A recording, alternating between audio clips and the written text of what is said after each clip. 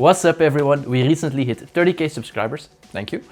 And to celebrate that, we have asked our community, you guys, a lot of questions, which we will be answering. No, we didn't ask them questions. We asked them to ask us questions. Okay. We asked one question, and then it's give us questions.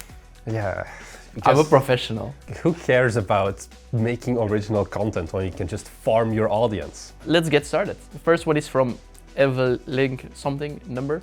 Are you going to make more devlog type videos, basically, is a question for Guild Architects. That's not the question. Read it more. But the first sentence says that. Yes, we're going to be making more devlog type content, and he's still reading the rest of the question, so now he can say what the rest of the question is. And what lessons have you brought in from your previous launches? Well, we only had one launch, and then one cancellation. Yeah. I think, what have we learned? Don't release a broken game. It's the first thing with Forge Industry. Main thing there, Steam Next Fest, our demo was literally unplayable still, basically. The game was somewhat playable on release, but it was still not good. It still took another month really to be playable. We had to redo the tutorial. What did I learn from Songs of Everjade? This is a big one. I think actually open development, where you showcase everything to the world about your game, is not always a good thing. Yeah. I thought, our audience, our bros, it's like, I can make a video about this is our game, it's still very rough, it's still very crappy, but this is how game development looks. It did not go well, because at the end of the day, even still, we say YouTube is not a marketing platform, but it's still like a platform. People are still like, this is ugly, this is dog shit, I don't care that you've only spent 2 weeks on this, your art is horrible, everything's horrible, whatever. So that's also why we've waited now so long with the devlogs, because I'm a bit scared of you guys, to be honest. So I think that is one of the things we learned. Another lesson we learned from Songs of Everjade is, hey, stick to what you're good at. Yeah. We're not good at 2D rogue fights and pixel art, so... Our big brain idea was, let's make a pixel art game. Okay, who can do pixel art? Nobody. Let's learn it. Because how hard can that be? Yeah, and then William spends 2 weeks making an enemy, or like, it looks alright, I guess. Yeah. And then we see it in motion in the game, and it's a bit underwhelming. His characters, to be fair, I liked. Yeah, but the turtle was a bit underwhelming. Yeah, there was too much wrong, basically, so yeah. There's so many lessons, honestly. We made videos, 23 mistakes we did with Forge Industry, linked over there, and I think also... No, we did a retrospective on our Patreon, never mind. Well, if you want to see it, there's Patreon. Yeah, for Songs of Everjade. Right, next up, congrats! Thank you. Would you consider hosting a BiteMe community game jam? It could be really fun. This is a question we get often. Yes. But no. You can tell we are really in sync with leadership here. We've been asked this before, hey, are you gonna make a BiteMe game jam? Because it makes sense, like people like Pirate Software, they do game jams, GMTK. Everyone with a YouTube audience, basically at this point, Brackies, has done game jams. So why don't we? Because I think you guys should work on your own games first and don't need the divergence. Also, it's a lot of work for us because you still need to set it up, we still need to curate it. It's something that could work, but it's content, huh? We make a stream out of it, which we do, by the way, every Wednesday now, so like keep our YouTube thingy. Yeah, we're doing more live streams. Thomas is now gonna be our resident live streamer. Really? Yeah, so I don't want to do it right now yet. I think it's like... We're not ready for it, We're not ready for it. Also, I don't know, it feels like it would be more awkward if we're like, hey, let's do a game jam and like 3 people submit their game.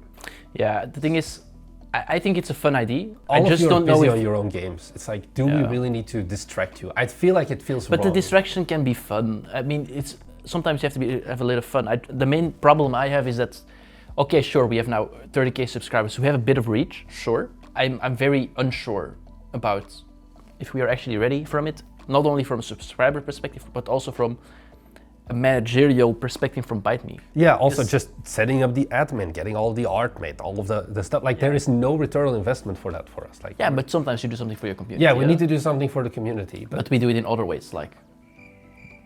Like what, huh? How are we supporting our community? We give a lot of feedback on their trailers. Yeah. Like you do it, even live. We have a cool Discord. We have a Discord where we interact. Basically, I swear we do things. We want to do stuff. It's also just, we need to also make the game at the end of the day. We need to make the videos. We need to make the game jam. We need so many things. And I need to sleep still a few hours a night at least. So it's purely a logistical problem, I think, also. And also, to give you more insights on how BiteMe itself works, all of these things usually get thrown into the Marnix basket. So like, hey, you do it, but he already has his basket pretty full right now. So the main reason I have for not doing it right now is because Poor me. Yeah, I have compassion with my dear friend over here. Yeah. Because I just don't want to do all the logistics. Yeah. And that's why he has to. Now you know. All right, next up, I saw the video with Marnix's dream games he'd like to make if he could. What about the rest of the team? Do they have their own dream games? Did you ask William? I asked William, but you can go first and then I'll read. He sent me like a message. The thing I want to make one day... I do not know, by the way, what he wants to make, so this is going to be good. I'm pretty sure you know.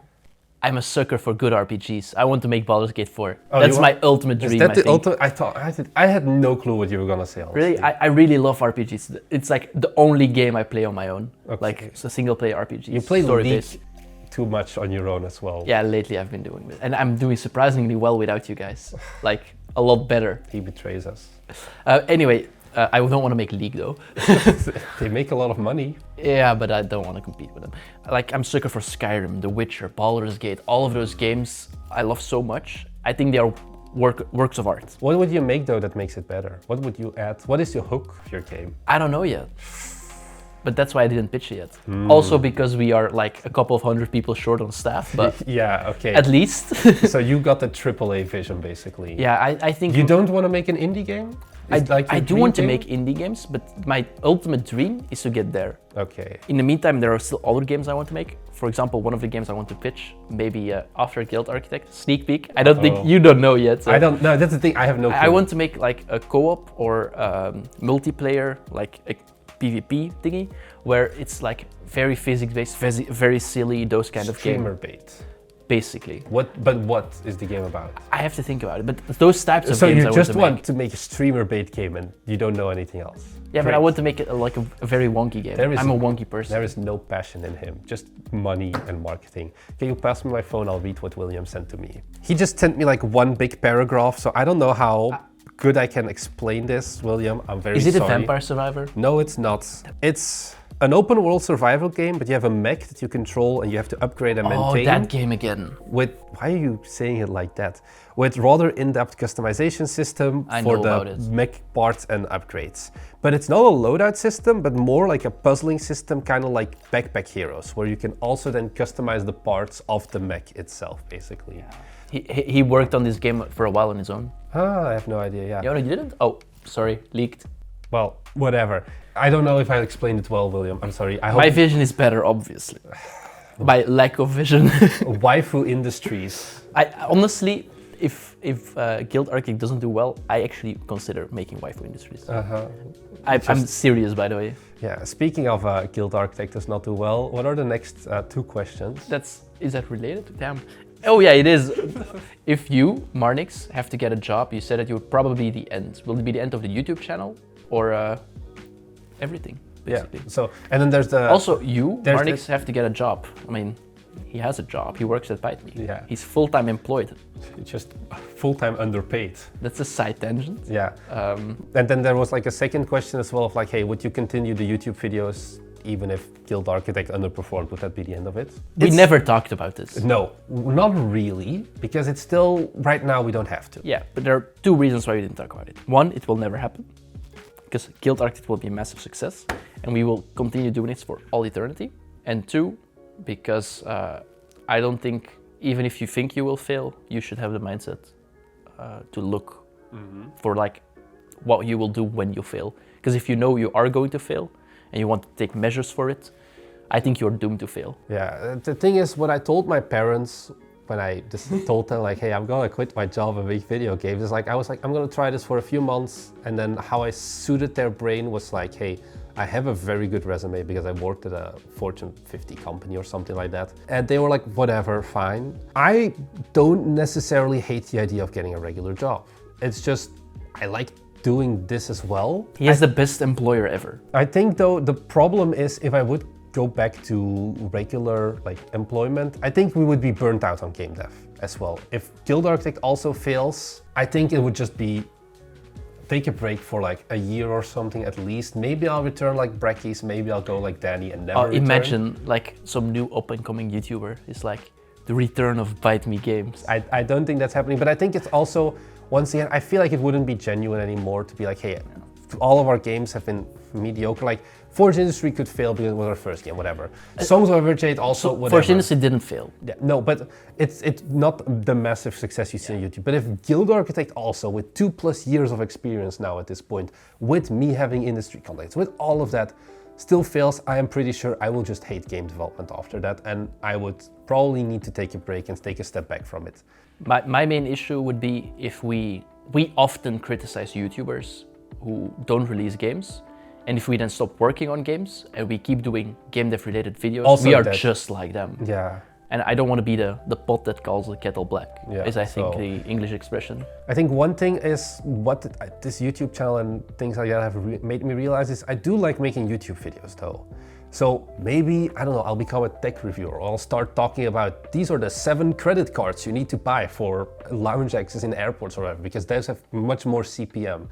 But I think I would do maybe something still YouTube-wise, but I think I would take a break from game development if Guild Architect fails as well. Next up, question from Matt.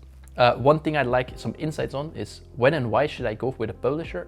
And as a solo dev, is it worth it? Not only for the potential extra money, I assume you mean but, all of the additional requirements it plays on me. I actually recorded a video just before we recorded this video talking about a guide to self-publishing, so stay tuned for that. It's gonna come out probably next video or the video after that, so if you aren't subscribed yet, go ahead down below and subscribe, where I do talk about what are all of these different things, because publishers do more than just funding.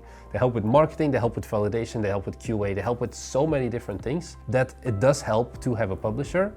But I think right now, it's really hard to get a publisher. Why should you go to a publisher? Basically, it's your last resort. Yeah, if you really, really, really want to make a game, but you literally can't without quitting your job and having funding for making that game. That's why you should go to a publisher. And it's really hard to then get them still. Publishers is also one of those things where ideally, you don't need to go to a publisher the moment you have an idea. Publishers can also come to you if you already have a really cool game idea and they're like, hey, look, we want to get on board of this boat, for example. There are options as well. I think you shouldn't focus too much on finding the publishers if you're like really just getting started, if you're a solo developer, things like that. Publishing is more for smaller studios, but then I'm still talking about like 3-4+ people where it makes sense to get $500,000 for a game or whatever, because no publisher also is gonna sign you for 50K, because it's literally not worth the time and the processes and everything they have to go through to get basically funding for such a small scope. So I think that is something to keep in mind. If you are interested in things like finding publishers, we actually have a bunch of extra, really good, if you ask me, really in-depth videos on our Patreon, where I do contract breakdowns of this is a publisher contract, these are red flags, things like that. Also a video about, hey, I've sat down with a bunch of publishers already, because it is something that we're actually considering, just even if it's just for content, to go and pitch Guild Architect to publishers. So I have a video on there that I released, I think like 1 or 2 weeks ago only, about these are the top tips basically publishers have given me for pitching. There's a lot of really cool content on our Patreon. We upload 5 extra videos every month that are really in-depth, more like unedited and just me talking about a specific in-depth topic for 20 minutes, 30 minutes, 40 minutes, even an hour sometimes about game development. So if you want to take your game development journey like a bit more than just a fun little side project of a hobby, then go over there, and you also support us, so I don't have to worry too much about having to quit YouTube anytime soon. Yeah, you get to see Marnik's raw. Great. Next Don't put it out of context. Thomas mentioned once that him and William have similar coding patterns and preferences, like enjoying single zones, for example. Well, mostly events, but it's fine. What other preferences do you share or have in that area? Naming conventions, pattern uses, modularity, etc. I think part of this is also they got the same education. I think that is something that matters as well. Like Thomas and William both went to the same university, so what we learned as like our baseline is shared as well. Yeah, and when you say naming conventions, use a default C# naming conventions, otherwise what are you doing?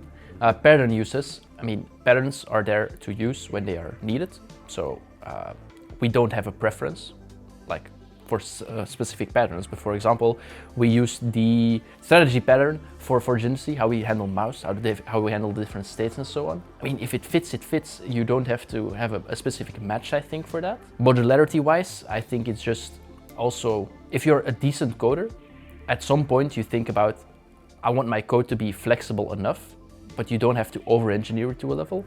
So the modularity part is also, you just have to draw a line where I just assume that we draw the line at around the same place. And that just happens to be the case. This is a very open question. This is a question you can probably talk a whole lot about. I don't know what to say about it though. Okay.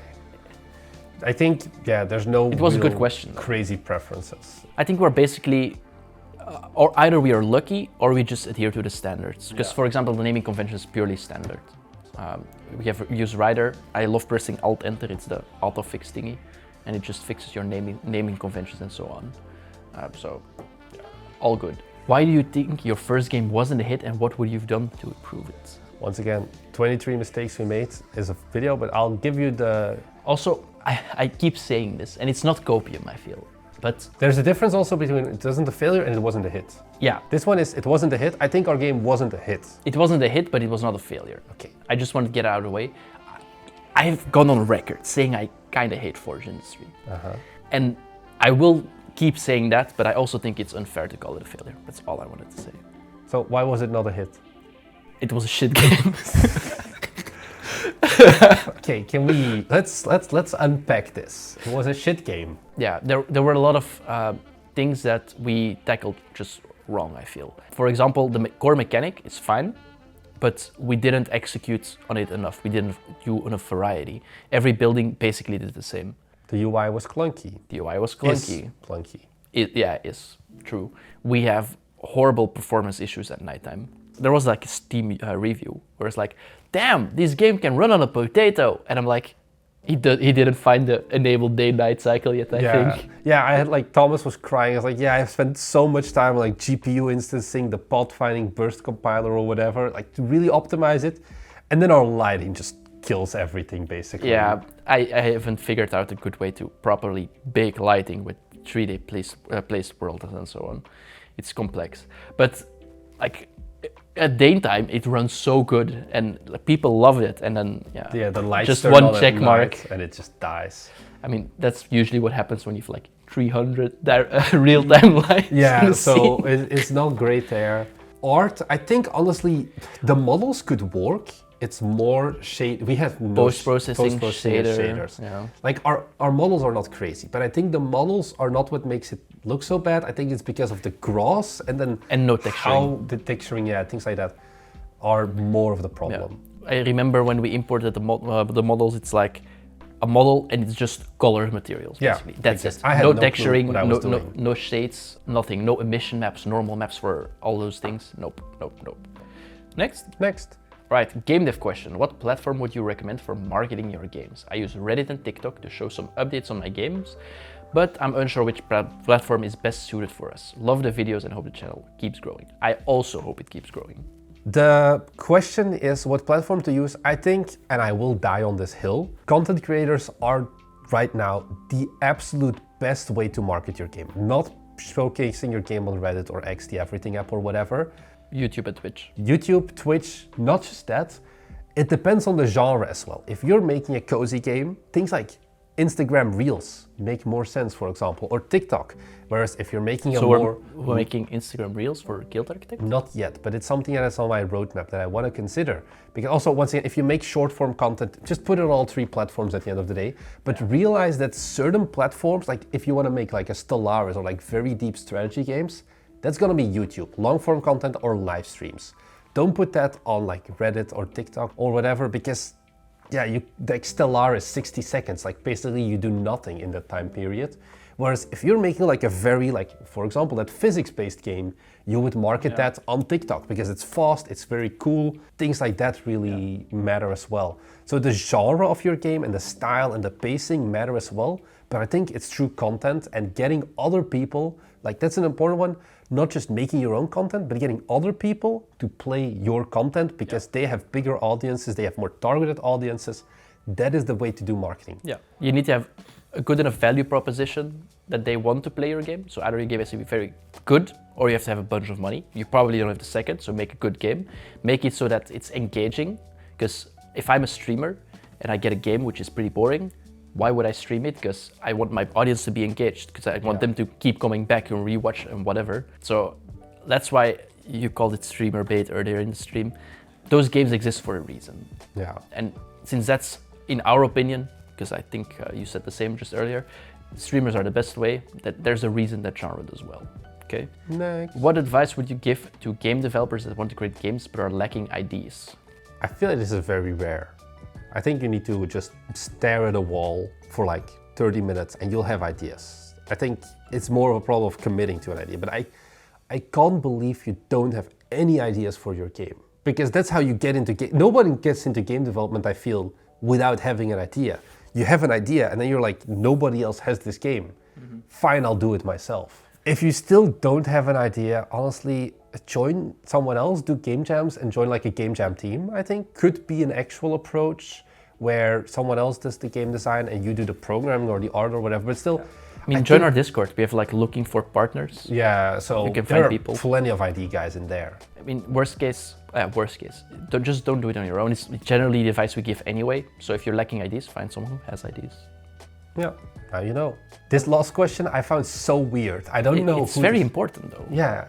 It is. Can we go to Burger King with you guys? I don't even know where this comment comes from. I know where it comes from. We mentioned a couple of times that when we have serious meetings, yeah, we go to Burger King. Okay. And we're like eating food and we're like talking about important things. Yeah, so if you live near us, maybe. Yeah, if you're somewhere in Belgium. Or we're going to Japan for 2 months. Or we're going to Japan. September to November. At Gamescom, we're in... Gamescom. Maybe you can join us in a Burger King there. Yeah.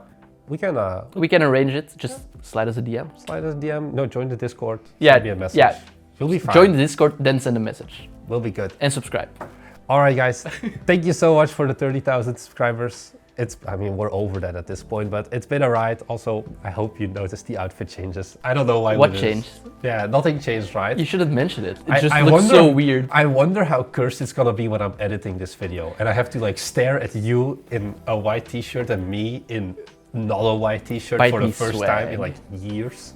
Also, what do you think about the sweater? Do you guys want one? No, we're not doing a merch store. Once again, this is one of those basket things where Tom is like, I want to do merch because Sasquatch B does merch. And does he do merch? Yeah, he does merch. I've told you this before. I forgot. Yeah. That's not the reason I wanted. Okay, well, we are not doing merch. The only reason we do merch is if we make a gym-focused line and it's called BiteMe Gains. And if we're not doing that, I'm fine with that. I think it's fun. Well, like trainers and so on. My basket is still too full, so we won't be doing that anytime soon. Anyways, guys, thank you so much for your support along the way. Thank you. It means a lot to us. If you have any questions, of course, once again, that we didn't answer here, you can leave them in the comments down below and I will try to respond to them. Thomas will try to respond to them. Or you can head over to our Discord. If you're new here and you have no clue who we are, we make videos about game development, our own games, and the things we learn along the way. 2 videos every week. Pretty good deal if you ask me. So why don't you just go ahead and subscribe? Usually it's a bit different though, because normally I'm wearing the sweater and he's wearing the white shirt. Yeah. Very important distinction. So, thank you so much for watching, and we'll see you guys in the next one. Bye. Bye.